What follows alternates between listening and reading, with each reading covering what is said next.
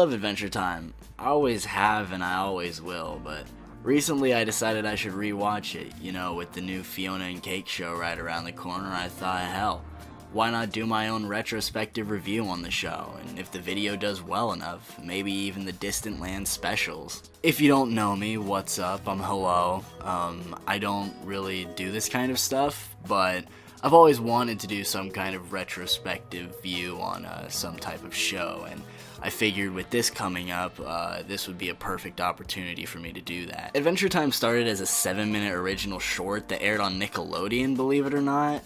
It aired once on January 11, 2007, and later aired its last time as part of Frederator's Random Cartoons block on December 7, 2008. After the short film went viral on the internet, Ward pitched the show to Nickelodeon 5 different times just to get rejected every single time. Luckily, Cartoon Network was willing to give him a chance after Nickelodeon's series rights expired, but even with doubts from Cartoon Network, Adventure Time aired on April 5th, 2010, and it was unsurprisingly a rating success with nearly 2 to 3 million people tuning in to watch every new episode. But, as all things airing on TV eventually do, the show was cancelled after over 8 strong and consistent years. Well, as strong and consistent as a network lets you be, but you know what I mean. Luckily, the show was able to finish a lot of its stories in the form of HBO Max special. I mentioned it earlier, it's called Adventure Time Distant Lands, and I do plan on making a video on those, hopefully after this one, but who knows, you know. Going back to what I was saying at the beginning about the upcoming Fionna and Cake show, yeah, that's a thing. It was announced back in 2021 and I completely forgot about it until I saw the trailer a few days ago, and I immediately decided that I wanted to do this. So as of August 27, 2023, I'm a little late, I vow to watch the entire series and give you my honest thoughts by the time Fionna and Cake comes out. Help me God.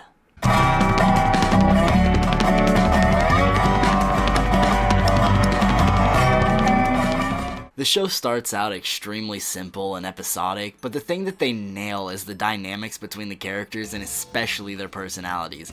Every character feels unique. They all feel like they have their own lives and thoughts, whether it's a friendly character or one of the unfriendly ones.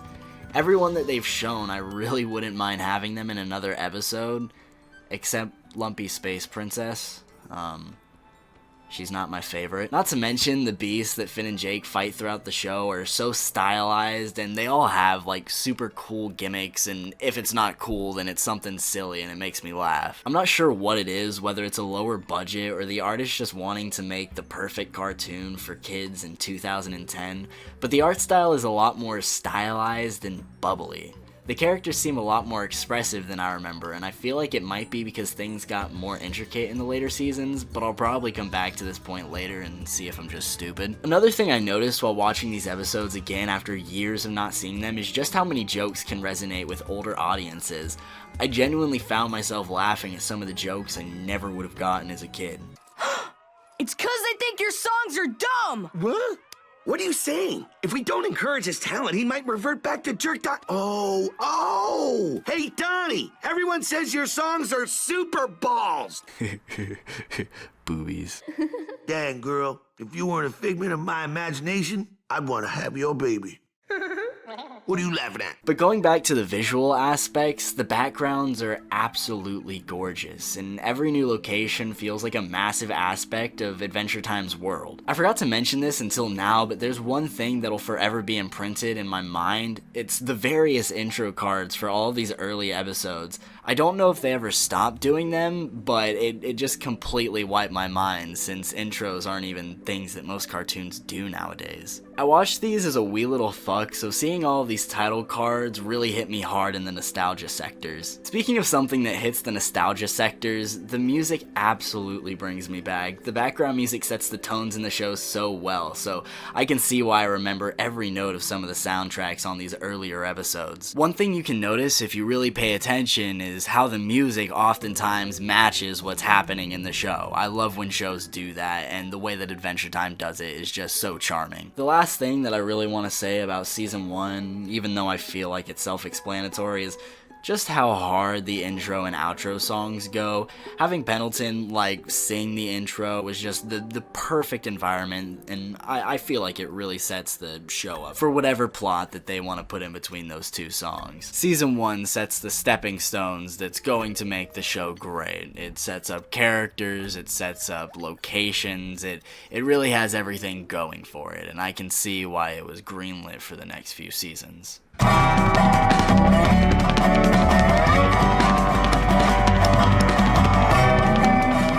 After a great first season, the series decides not to change even a little bit. The music is still absolutely on point, and the characters are still just as expressive and unique, except now we get to see the characters we've already met get put in new plots, with some of the plots showing a deeper story within the characters. It's still very much an episodic cartoon though. First thing that comes to mind is the episode It Came from the Nightosphere. It explores Marceline and her relationship with her father. She feels like her father doesn't love her anymore, and although it's not as deep or heart-wrenching as the later episodes, it still has a great message. On top of that, it's solved in a very realistic way. Well, as far as the dialogue goes. Daddy, do you even love me? Well, I wish you. Oh my god, you guys! Drama bomb! Marceline, you really feel this way? Dad, Marceline, of course I love you. Dad, I'm sorry I ate your fries. I didn't mean to hurt you. it's okay, Dad. It's really okay. No, it's not okay. They weren't even very good. They were really cold. I love you, Marceline. Don't you ever doubt that. I love you too, Dad. Oh, Marceline, I am so...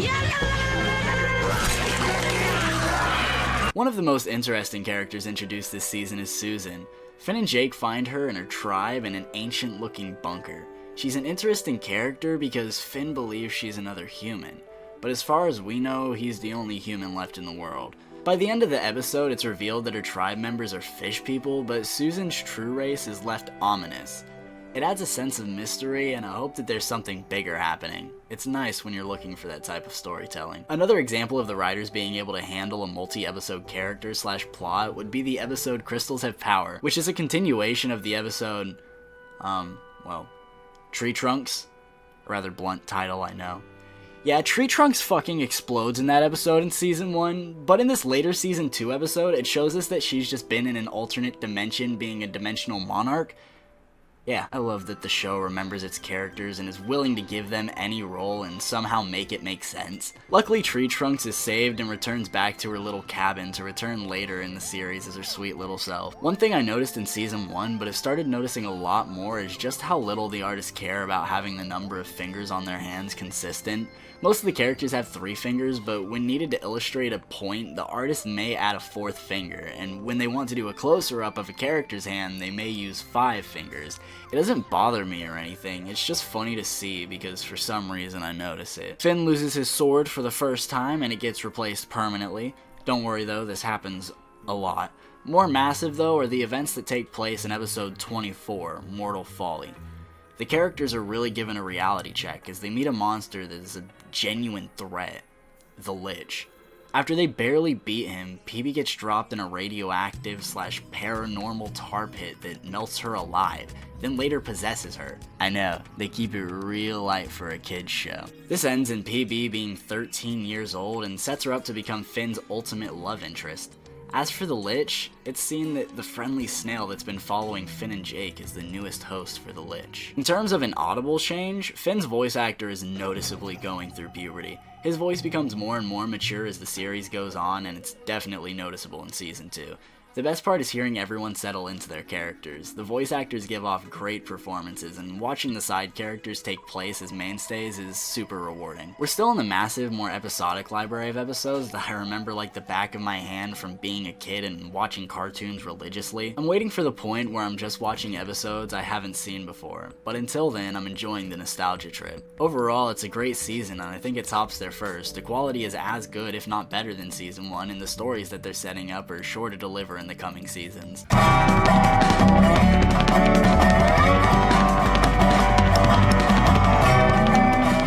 This season really kicks it up a notch when it comes to giving the characters more fleshed out backstories. Also, I think the artists are really starting to nail the style. Everything seems a lot more consistent, and I can tell the show's starting to settle down with a concrete visual idea. Too Young, the 5th episode in the season, is the conclusion to Princess Bubblegum being 13 again. Throughout the episode, they share a lot of feelings, which lead to Finn believing he has a shot. Sadly, she has to go back to being 18 again in order to rule the kingdom, but not before they kiss as she transforms. Finn tries to later recapture the feelings, but Princess Bubblegum shoots him down, again, and calls him silly.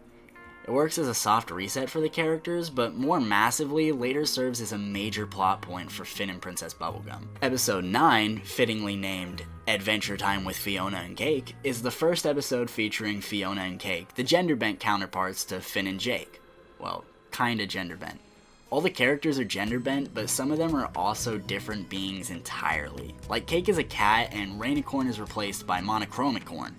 Sickest character in the fucking show, by the way. Regardless, it's revealed that it's just a story the Ice King has been writing. In my opinion, they do the idea great in the show, and it opens up so many new storytelling opportunities, which thankfully they deliver upon in later episodes. What was missing, the very next episode, is another major turning point in a few of the characters' relationships. We already knew that PB wasn't interested in Finn, but Finn still admitted his feelings one more time. In the end, he gets overshadowed and forgotten again. But while Finn is getting the short end of the stick, Marceline and PB's relationship really shines through. Throughout the show, it gets hinted that Marceline and PB might have had a past together, but this episode confirms it. Princess Bubblegum gets her pajama shirt stolen, but by the end of the episode, she gets it back. We find out the shirt's important because Marceline gave it to her. Marceline thought that PB got rid of it, so she blushes when she finds out. It's not much, but it's cute, and it's something really special for the time. In Buttopia, we get to see Susan again. While it's not too much, it's still important to note that they did bring her back, because in this episode, Finn saves Buttopia, which looks kind of like a pre-war city that the fish people live in. The remnants of the old world we see throughout the show give a lot more to be desired, but this episode's a step in the right direction. Another character that gets their story explained is Simon. Well, the Ice King. We learn in part 2 of the Christmas special, Holly Jolly Secrets, that before the war, he was an ancient artifact collector. He started losing his mind once he found and put the crown on, though. We learn that everyone around him left, and more massive is his fiancée Betty leaving him. He doesn't even remember why she left, just that the crown changed him. He calls her princess at one point, and it gives at least a little bit of an explanation as to why the Ice King is the way he is. This isn't too major, but I also feel like I should mention this regardless. In the episode Dad's Dungeon, Finn acquires a new sword and a newfound love from his father. The season finale is where everything changes, although. In Incendium, after Finn gets turned down and called weird after trying to lay on PB's lap, he finally realizes that there'll never be anything, and he just completely shuts down. In an effort to try to find Finn a new love interest, Jake ends up pissing off the Flame Princess, who then attacks Finn. After duking it out for a while, this happens. Don't ever mess with me again! Who was that? The princess of the Fire Kingdom? Dude, I think I have a crush. I've been waiting for Finn to like someone other than PB for a bit now, so seeing this gives me the hope that a strong character arc full of progression is going to be Finn's next step. Overall, this is the best season so far. The voice actors and the animators are really starting to get into their style, and I'm liking it a lot. Not to mention the stories that are being set up are absolutely amazing, and I can't wait to see how they pan out.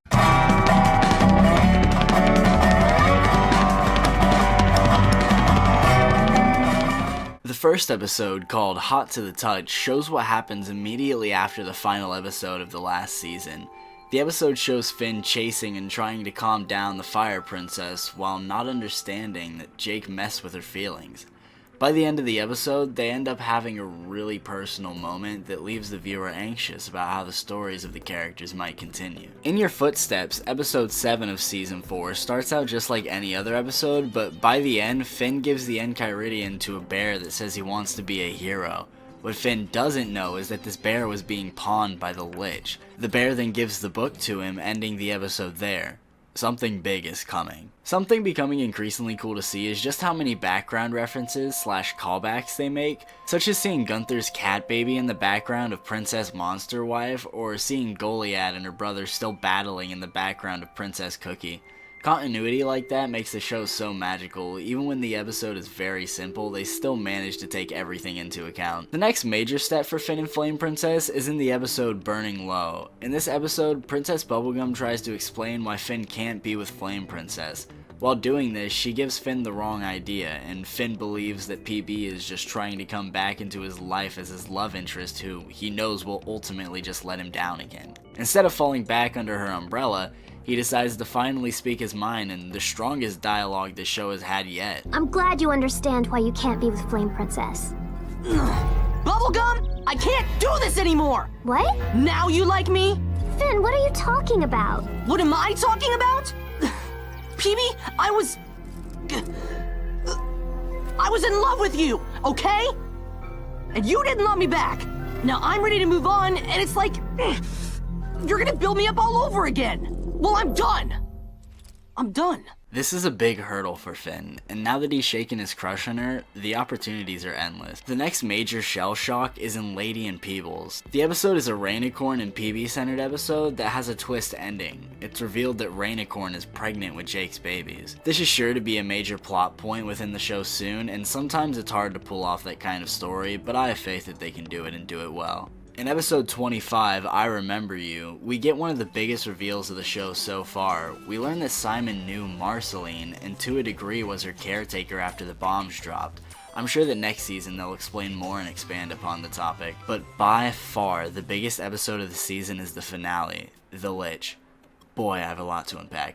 This episode sees Billy get possessed by the Lich. Possessed Billy convinces Finn and Jake to steal the gems from all the princesses of Oo on the pretense that the Enchiridion will be able to hold all the gems and unlock something powerful.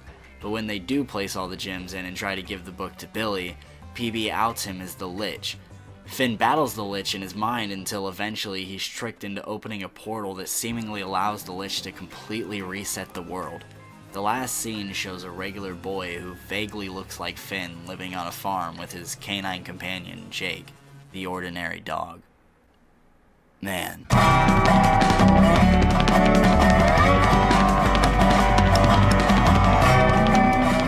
Episode 1, Finn the Human, gives a small explanation as to why Finn is now living on a farm and looks different.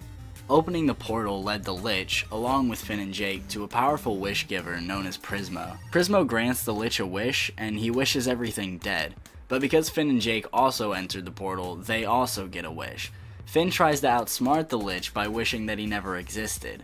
Doing so, Finn changes the entire course of humanity, and by the end of this episode, he puts the Ice King's crown on and suffers the insanity. He sets off a bomb that wasn't able to go off before and sends the world into a nuclear crisis. After seeing all of this pan out from Prismo's room, Jake decides to wish that the Lich had wished for Finn and Jake to be back home in Oo. This three-parter is the first one of the series, and they nail it. It leaves the outcome of the Lich ominous, but still acts as a soft reset for the upcoming episodes. This season is a little different from the others. It has 52 episodes instead of 26, so holy shit. I'm assuming that this was asked for by the executives, but other than that, I'm glad for more. Just, a little tired is all. The next major episode, Jake the Dad, is based around Jake and his puppies. Around halfway through the last season, it was revealed that Lady was pregnant, and that Jake would be having puppies. This episode follows Jake as he tries to become a full-time dad. Ultimately, he tires himself out trying to keep them all safe, and they're the ones that have to save him when he gets kidnapped by a bunch of foxes. Jake goes back to Finn in the treehouse after realizing the kids will be fine without him there constantly. In Good Little Boy, we see Fionna and Cake return in an episode where Donald Glover plays Marshall Lee. It's just an episode that explains Fionna and Marshall's relationship, and since it's Donald Glover, I felt like I had to mention it. Simon and Marcy is a prequel episode that explains some of the time Simon and Marcy spent together before the Ice King lost his mind. We watch Simon gradually lose himself throughout the episode, ultimately putting the crown on one more time after promising not to. He was at least doing it to protect Marcy. Luckily, he's able to hold himself together and get Marceline chicken noodle soup for her gold. I've made it around halfway through this season, and the one sacrifice that I've seen in having more adventure time is the fact that in order to have everything play out right in the story arcs, they need to be spaced out. But when there's more episodes, that means that more time fills the spots in between the actual story episodes. So a lot of these episodes could have been swapped, and no one would notice. It's not like that's a bad thing, it just means that at moments the show can feel slow, but since this show was made to air randomly on TV for children, it makes sense. With all the episodic episodes in this season, it's super cool to see that the artists are willing to spice up the animation for entire episodes. An example of this would be in the episode A Glitch is a Glitch, where the Ice King creates a glitch to destroy the entire universe. Using this 3D art style really benefits the episode, and I found myself with my eyes glued to the screen. After 4.5 seasons, we finally get an episode that explains what BMO is and where they come from. In Be More, it's revealed that BMO is just one of many, many Mo robots built by a man named Mo. Obviously. He built BMO specifically to play with his son, whom he never got around to having, but BMO's special. They were built specifically to understand fun. This episode is great, it's a perfect way to take BMO's backstory. Episode 30, Frost and Fire, sees Finn trick the Flame Princess into fighting with the Ice King a few times, which culminates in a fight that destroys a lot of the Ice Kingdom. Realizing he's gone too far, Finn apologizes and admits what he's been doing, and she says that she'll need some time alone. Mega bummer, dog. A few episodes later, Flame Princess becomes friends with Cinnamon Bun, who helps her usurp her father to gain the status of Queen of the Fire Kingdom. She says she's not mad at Finn anymore, so he assumes that they can still go out, but now Flame Princess is interested in ruling the Fire Kingdom with honesty, so she's not really interested in Finn for obvious reasons. I like this conclusion for Flame Princess. She was a great first new mainstay character and a perfect rebound for Finn. Also, I forgot to mention that the Ice King lives with Finn and Jake in the treehouse for a few episodes after Flame Princess burns down the kingdom. It's honestly a pretty funny consequence, aside from Finn losing his girlfriend. In The Vault, we get a look at one of Finn's previous lives. We follow Shoko, a mercenary forced to betray Bubblegum some years before the events of Adventure Time. While trying to steal a necklace from PB, she falls into a radioactive acid river and melts alive. But before she dies, she's able to crawl out of the river to the exact location where Finn and Jake's treehouse later grows. This episode is one of the coolest of the season, and is a great prequel. After Finn sees his past, and he finds out PB is way older than she said she was, his mind clears a little bit more, and he feels a lot less stuffed up. Finn breaks his demon sword in episode 40 to save Ice King and Abracadaniel. When he does though, he powers the demon who powered the sword, so the demon kidnaps Jake believing that he's his father. In the end, the demon is slain and Jake is saved, but Finn is left without a sword. In the later episode named Blade of Grass, Finn gets his hands on a grass sword, which he obtained from an ominous figure in a grass hut. The sword is the best that Finn has had to date, being able to slice with extreme speeds and accuracy, but it's cursed. It ends up binding itself to Finn's arm, but Finn comes to terms with the situation and finds he's able to control it easier. We finally get a deeper look into the Ice King's past in the episode Betty. In a failed magic ritual, the Ice King loses his power and turns back into Simon. With the time that Simon has, he chooses he wants to try to see Betty one last time. He wants a chance to explain himself. When he does though, Betty comes through the portal and tries to help Simon by stalling for more time.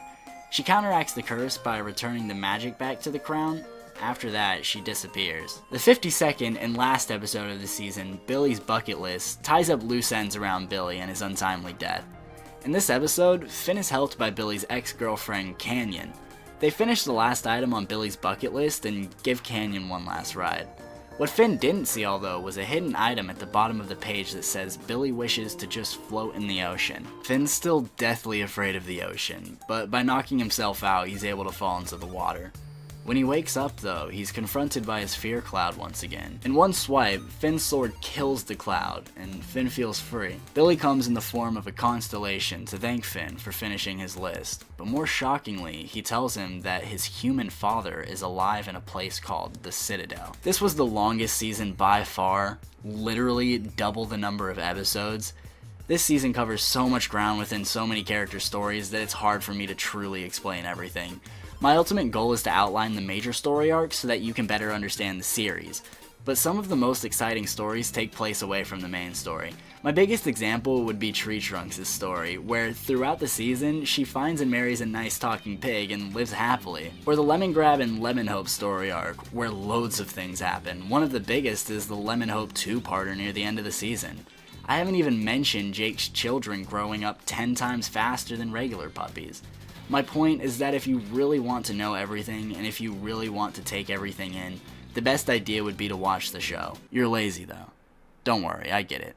That's why I'm watching the show, and you're watching the video. By the way, if you made it this far, then you're seriously awesome. Thanks for sticking around, and make sure that you like and subscribe if you're digging the video. I want to make more stuff like this.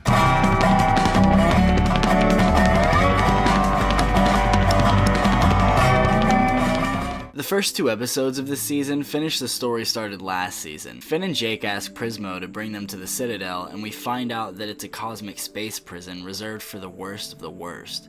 He can't get them in unless they wake up the old man who works as Prismo's anchor, but in a twist, the Lich who's been pretending to lie dormant in Prismo's time box wakes up and kills the old man and Prismo. This leads to him getting arrested and sent to the Citadel. Once there, Finn and Jake spot Finn's dad, but not before the Lich is able to start melting the prison from inside his enclosure. The entire prison falls apart, leading to Finn's dad also becoming free, and to be honest, he's the most deadbeat man alive. As the Citadel falls apart, all Finn's dad can think about is escaping with random prisoners. It seems like he's trying to avoid Finn altogether, even after Finn uses some of the Guardian's blood to heal his leg. Finn uses all of his and his sword's power to try to keep his dad from going through a portal so he can ask him the questions he's been wondering all of his life.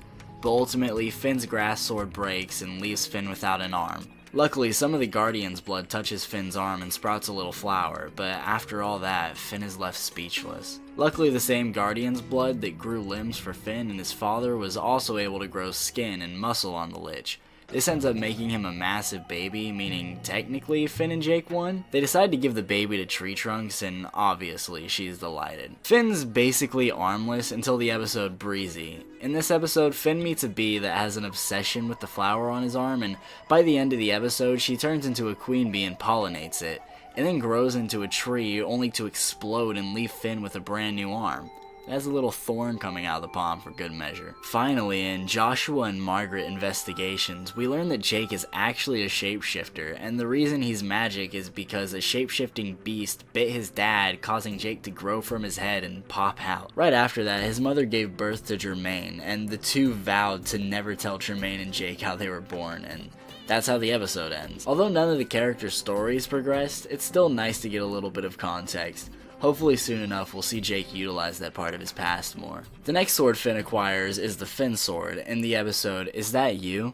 A lot happens in this episode, and honestly it's quite confusing, so I'm not going to explain it, but all you need to take away from it is that the Finn sword is a past incarnation of Finn that was stuck in a time loop, and through this continuum, a past Finn turned into the sword, while a past Jake takes the place of a sleeping old man, therefore anchoring Prismo and allowing him to live once again. This episode hurt my brain, bro. Evergreen tells the story of the 4 elementals who existed long before the Great Mushroom War. A comet is heading towards the Earth, and if it hits it, it will leave everything dead. We follow the Ice Elemental on his mission to create an artifact that gives its first user their one true wish. The 3 other elementals object to his idea, so he freezes them. Eventually, he finishes the crown, but just before he's about to use it, he gets ambushed by an angry animal. Now trapped under rubble, his servant Gunther is left to complete the mission. What the Ice Elemental didn't know was that Gunther's wish was to become the Ice Elemental. So in the fleeting moments before the comet hits Earth, the effect of the crown is sealed. It will forever turn its user into the Ice Elemental. In the episode that follows, a comet is also heading towards the Earth, except now we're in the present. The comet was supposed to hit Mars, but Gob, the Magic Man's brethren, sacrifices themselves and diverts the meteor to Earth.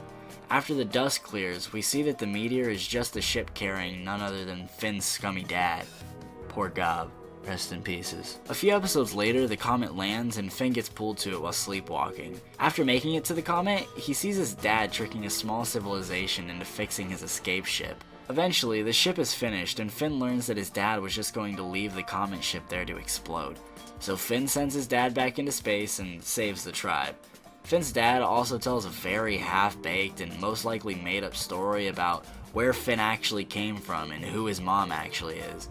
It's really not worth explaining what he says though. We get to see Jermaine for his first real appearance in the show during episode 33, and apparently he's been living with all of Joshua's old belongings, keeping them safe from the demons trying to steal them back. Jermaine gets jealous and fights Jake because he believes that Jake is Joshua's favorite child. He wishes that he didn't have to watch all of his dad's stuff and that he could be free like Finn and Jake. So when the building catches on fire, he decides to let it burn and get rid of all of his father's burdens.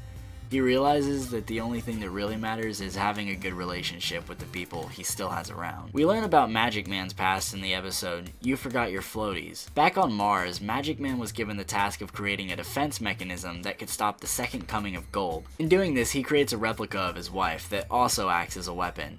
This ends up backfiring as the weapon attacks Magic Man. We learn all of this through a freak experiment Betty is attempting with the Magic Man while trying to understand magic to help save Simon. The machine breaks and leaves Betty with Magic Man's magic and insanity while leaving the Magic Man to become, normal man. Long ago, Orgalorg, an ancient cosmic entity that used to rule over an entire solar system, absorbed a cataclysm comet and offended the King of Mars. Orgalorg was then banished to Earth after being defeated by Gob. As he was landing, he became compressed into a penguin, the penguin later known as Gunther. In the episode Orgalorg, Gunther cracks his head open, exposing his brain and causing him to remember his true identity. The last 2 episodes are dedicated to showing the fate of Orgalorg and the third comet that appeared a few episodes prior. PB gets her royalty taken away after the Candy people are convinced to put the true King of Ooo in office. After Orgalorg convinces the king to dethrone the princess, he takes PB's ship into space where he sheds his penguin form and returns to shape. He then tries to absorb the Cataclysm Comet's power, but Finn is able to destroy Orgalorg and save the comet.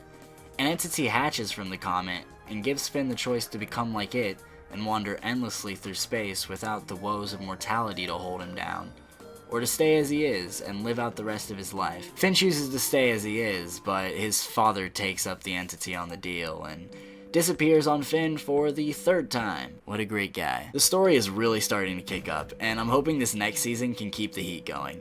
These grand fight scenes and tense dialogue really help to establish a serious mood for a lot of the things that happen throughout the season, and it's clear that the show is going to start stepping more towards telling a story rather than the more episodic episodes I've been watching. Another thing important to note is that the Lich still seems present in Sweet Pea.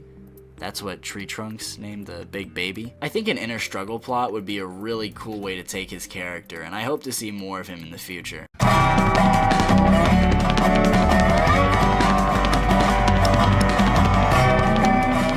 Season 7 starts off strong, showing what happens immediately after the last episodes.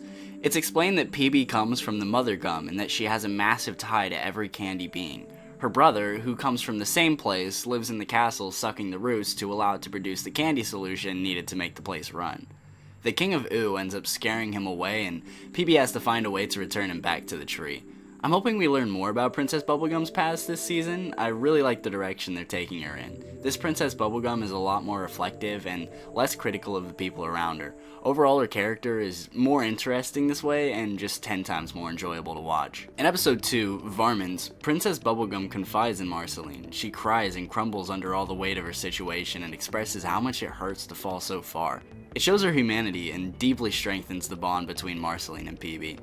I hope for more moments like this moving forward. Near the end of the show, we start to get into episodes that come in multiple parts. One of the first examples of this is the 8-part episode collection, Stakes. A lot is revealed through these 8 episodes, so here we go. Marcy gets rid of her vampirism by having PB extract it from her. This essence manifests itself into a variety of vampires, one of which is the Vampire King, the vampire that bit Marcy.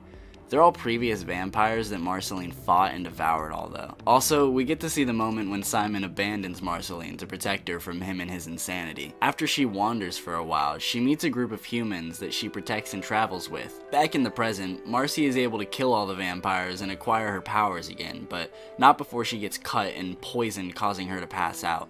Luckily, she wakes up in time to absorb the soul of the regenerative vampire, which allows her to fight off the poison. When they get to it, Marceline doesn't even have to fight the Vampire King. He willingly gives himself over so that they can take away his vampirism too. He gets deduced to just a lion and a cow after that, but unfortunately Peppermint Butler drops the essence and releases a vampiric cloud set for the Candy Kingdom. Luckily, Marceline is able to suck back up the essence, but right before she finishes, it bites her, turning her back into a vampire. Also, the Candy people get sick of the King of Oo's rule and decide to literally burn him alive. I love this show. I really don't know what to say other than this has been what I've been waiting for. The story that was told throughout these episodes was perfect and gives so much context on what Marceline the Vampire Queen actually means. I have so much more respect for her character, and I can't wait to see the way that they build up PB and Marcy's relationship coming into these last seasons. If the Distant Land specials are as special and as well made as this collection was, then I'll definitely have to check them out. After this video, that might be what I do next, so let me know in the comments if that's something y'all would like to see me do. In the episode preceding the special, an Evo Mo named Amo found Mo dying and was asked to send his hard drive into space. Amo decides that instead of honoring him, he'd rather destroy everything that Mo created, so that's what he did.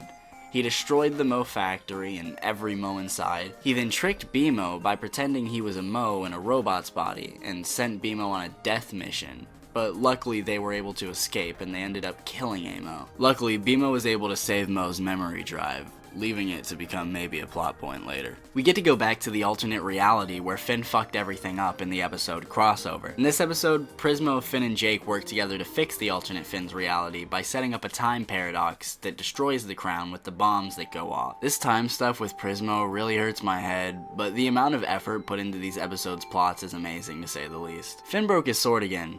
Well, he actually broke two of his swords at the same time. In episode 30, he accidentally drops Finn's sword off of a cliff and can't find it.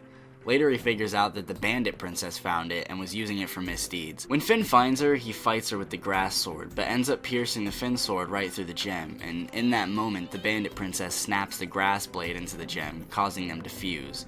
For now, the sword sits on display in the treehouse. In the episode Elemental, we meet the ice elemental from before the Mushroom War. Knowing her impending doom, she offered to freeze her and the rest of the elementals through the apocalypse, but everyone else realized their infinite life through reincarnation and didn't feel the need to preserve themselves. Still, she decided to freeze herself without the other elementals, which leads us to the present day. Ice King finds a hidden chamber beneath the castle with an icy egg. He then cracks it open and reveals the ice elemental, who instructs him to kidnap the princesses.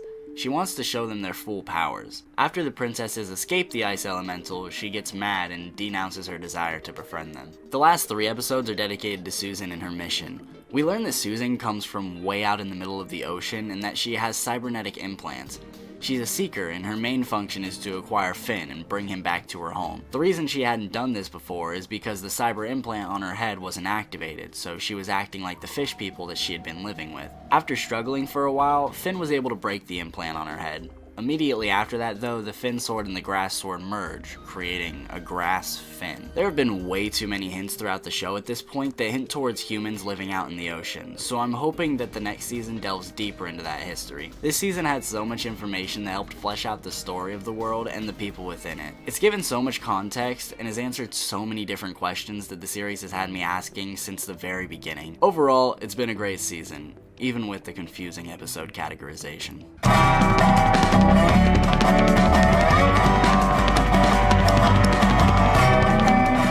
Finn receives a new robot arm from PB, and we learn that a virus from the grass sword infected the Finn sword when it was stabbed. The Finn and the virus inside merge to eventually form the grass Finn that pops out. In the coming episode, Grass Finn decides that because he's not really Finn, he'd like to go by Fern and be his own entity. We get our second 8-part special in the form of the collection Islands. While Susan was still under the control of her ship, she called in a shuttle to pick up her and Finn. When the shuttle arrives, it's hostile, so Jake destroys it, but PB figures out that the ship and Susan's old ship are the same kind of technology. With that, Finn, Jake, and Susan all pile onto a boat and ship off to find where the human ship came from. BMO also comes, except they were hiding beneath the deck because PB told them explicitly that they weren't allowed to go. BMO doesn't give a fuck though. After a hard journey at sea, they crash and beach themselves, and Finn later learns that the island that they were trying to sail to was just one in a set of islands that different human sects live on. He finds Jake, but still has to find Susan and BMO. BMO is found later stuck trapped inside of a virtual world. This virtual world is a substitute for the real world, as we see that there's a whole city of humans here that choose to live virtually. We learn a little bit more about Susan's past, or should I say Kara. Apparently, Susan comes from these islands. In fact, she grew up on them. Halfway through the special, we see a flashback that explains how Kara and the rest of the Seekers' purpose is to capture the humans that try to leave the island. But when they go back to the island, it's been abandoned. 2 people who also lived on this island are none other than Martin and Minerva, Finn's parents. In a different flashback, we learn that Martin used to work as an agent who would try to sneak people off the island, but always failed, while Minerva worked as a doctor. The two fall in love while Minerva is taking care of him, and they end up going on a date, and then the rest is history. Well, until everything goes wrong. Martin gets ambushed by old enemies while caring for Finn and tries to momentarily escape by sailing away from the coast. The Island Guardian thinks he's trying to leave and destroys the raft, leaving Martin gone and Finn a castaway. Minerva sends Kara out to find Finn, but she never makes it back. Once the four of them make it to the main island, they find an island full of humans and Minerva clones that work to make sure everyone and everything stays safe. Minerva uploaded her consciousness to a computer after the last island was struck with a virus that wiped out most of them. This explains why the original island was abandoned. By the end, Kara reconvenes with an old friend and decides not to go back with Finn and Jake, but to explore with her. She also decides that she likes the name Susan better. While this wasn't better than the last 8-parter, it's still a very solid one and gives a nice conclusion to Susan's story. Not to mention, it explains where Finn and his family comes from, while giving Finn the closure he's been searching for since the beginning of the series. We also get a super cool look at the last human societies and how they've been doing for themselves. This season really didn't have much to it, and that's okay. Technically I'm doing this wrong, but the reason this season's so short is because I'm reviewing the episodes in the order they originally aired, and not in the way that they were composed later in streaming services and DVD collections. Technically my bad, but I'm tired.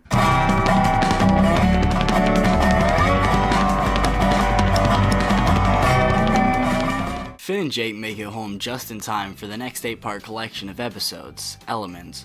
While Finn and Jake were gone, the Ice Elemental kidnapped and hypnotized the other Elemental princesses. She uses Betty as a battery and the princess's powers to split the entire island into 4 parts, each transformed into their respective elements, leaving the other 3 princesses as massive embodiments of each element, and the people within afflicted by the region's respected element. Luckily, the Ice King and Betty weren't affected and try to create a plan with Finn and Jake. They plan to create a spell using the power from the Enchiridion Finn took from the alternate dimension in the crossover episode. In order for the spell to work, they have to acquire the gems of the princesses again, and while doing so, Jake gets absorbed by the slime elemental and Finn gets turned into a fire pawn. Ultimately, they get all the gems, but in a twist, Betty steals the gems and the Enchiridion, leaving Finn and Lumpy Space Princess to fix everything. Betty uses the Enchiridion to send her back in time to before Simon puts the crown on, but ends up on Mars with Normal Man telling her she messed up badly. I forgot to mention this, but Lumpy Space Princess has been helping this whole time, but doesn't get affected by the powers of the elementals because she's not from Ooh. Finn calls her the anti-elemental, and with the power of the gems that the Ice King gives her, she's able to revert the entire world back to the way it was using her anti-elemental powers. At the very end of the special, the Ice Elemental freezes herself again and claims that in 1,000 years she'll try it again. We also see that Jake now sports a blue color and looks exactly like the shapeshifter who bit Joshua. The episode following the final episode of the special tackles the issue with Jake's appearance, and ultimately what allowed him to return to normal was seeing his brother in his art. He realizes that it's okay to change, as long as you make sure to keep all the good parts. Fern comes back in the second to last episode of the season with monstrous intent. Fern comes up with a plan to trap Finn inside of an ancient ziggurat for forever so that Fern can disguise himself as Finn and take his place. But Finn breaks out and ends up fighting Fern. By the end, Finn has to kill Fern, and to say it lightly, Finn doesn't take it well. We see an ominous candy person pick up Fern's remains before the season ends although. Coming into the last season, I'm mostly just really tired. To be honest, I haven't really slept at all that much because I was trying to get this done by the 31st, which didn't happen sadly. But hey, I was close enough, and I've still had a lot of fun making this video, and especially rewatching this amazing show. I can't wait to see how it ends.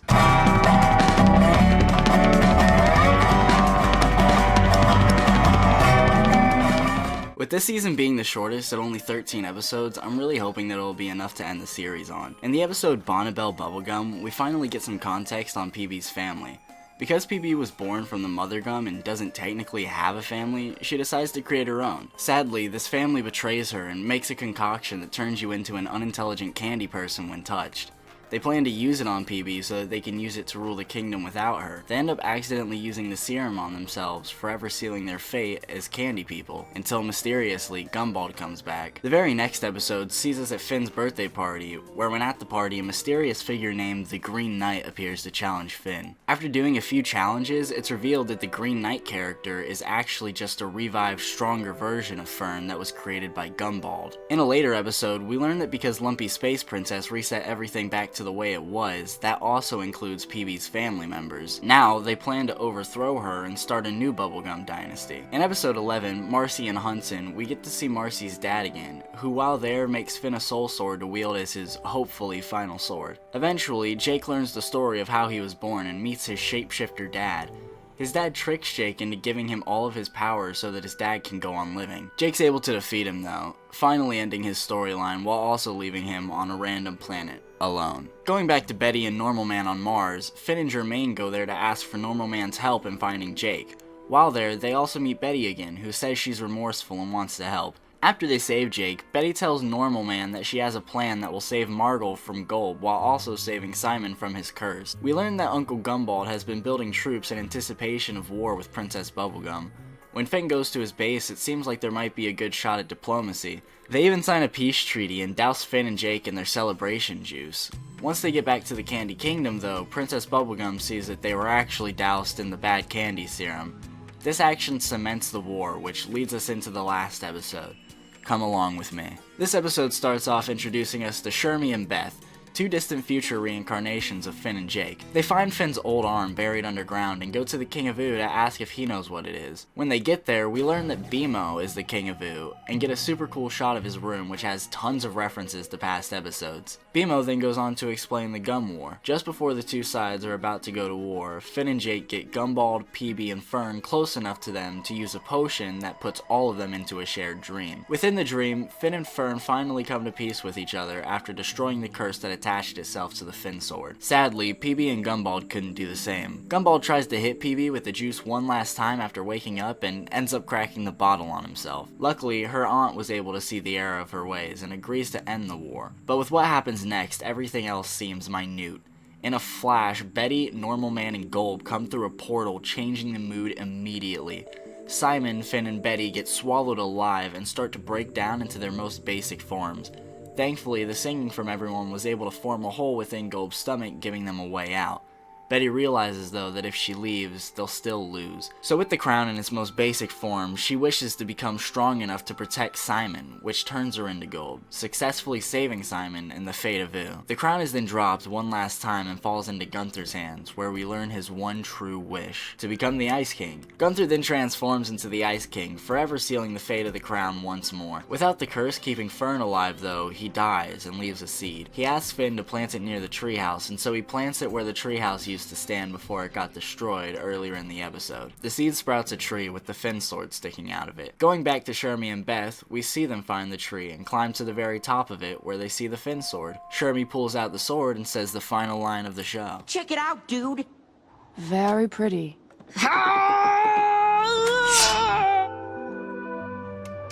Lift that sword, Shermie. Oh yeah.